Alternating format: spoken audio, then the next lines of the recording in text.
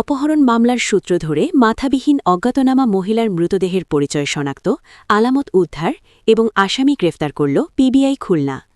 আপনারা দেখছেন নিজস্ব প্রতিনিধি পাঠানো ভিডিওচিত্র।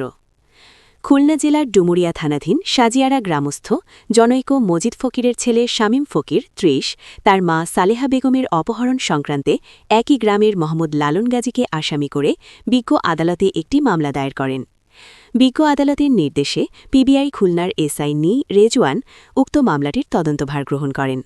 তদন্তকালে তদন্তকারী কর্মকর্তা তথ্যপ্রযুক্তির সহায়তায় জানতে পারেন ভিকটিম সালেহা বেগম দীর্ঘদিন যাবৎ পিরোজপুর জেলার ইন্দুকানী থানা এলাকায় অবস্থান করতেন, কিন্তু গত ১৯/৮/২০২৫ খ্রিস্টাব্দ সন্ধ্যা থেকে ভিকটিমের ব্যবহৃত মোবাইল ফোন বন্ধ থাকে।